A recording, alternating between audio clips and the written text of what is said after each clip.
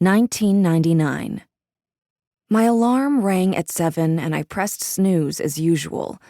The second time I awoke, it was still 7. This happened occasionally, these blips in my existence.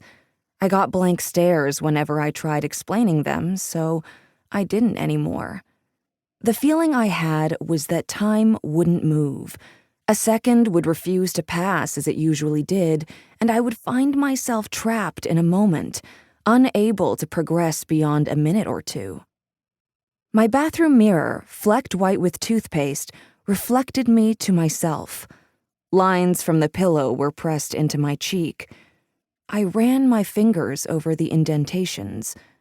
The toothpaste flecks gave the effect of being in a shaken snow globe. In the kitchen, the same drain flies circled the sink, unless they were new ones, the former one's progeny. Debbie never washed her dishes, and her lipstick-rimmed mug sat balanced on the edge of the sink, like a dare to raise the issue.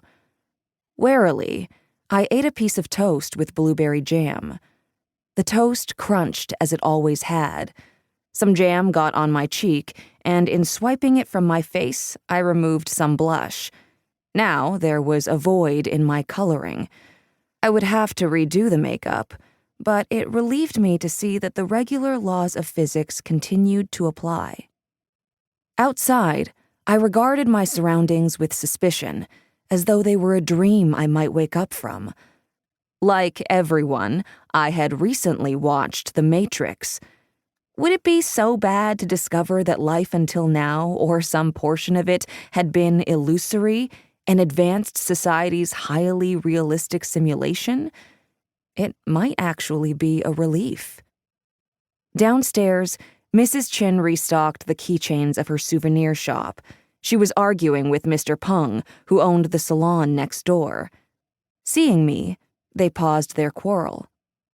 "Lei ho, Lili," Mrs. Chin said with a wave, pronouncing it Lili. She'd taught me exactly 3 words of Cantonese. "Lei ho ma," how are you? "Lei ho ma," I called back. "I'm okay," I added in English.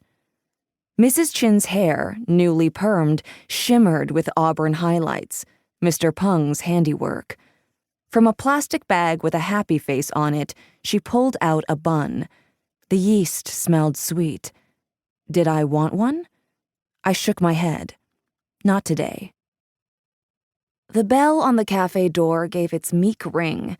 I ordered my regular latte, the latte I shouldn't have been buying because I didn't make any money. I sat to drink it. A dark-haired man held a bagel to a child's small mouth, waiting for the child to accept a bite. I followed his gaze to the New York City street, where nothing appeared out of the ordinary. People, pigeons, bags of trash. Holding the bagel steady, the father's mind traveled elsewhere.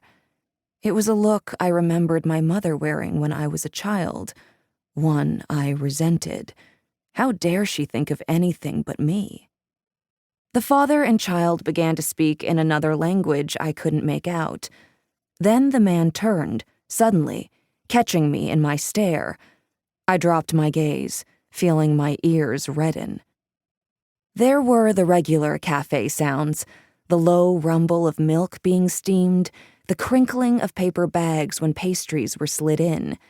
A man in his 50s, a Wall Street type, ate a cookie noisily and peered at his pager. I returned to the register to order the coffee I brought to my boss every day.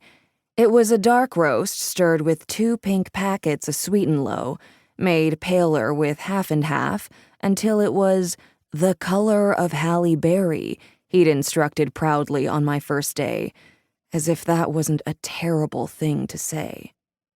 On the 4 blocks to the office, I dodged tourists wearing backpacks and bucket hats, holding red bags from the discount designer store. They moved slowly, their faces stupid with awe. I walked fast, with purpose, gripping the cup of coffee, which burned through its cardboard sleeve, proud to be inured to a cityscape that instilled marvel in everyone else. When I entered the immense glass building, I did so with a sense of importance and authority. I worked here. I was an unpaid intern, but still.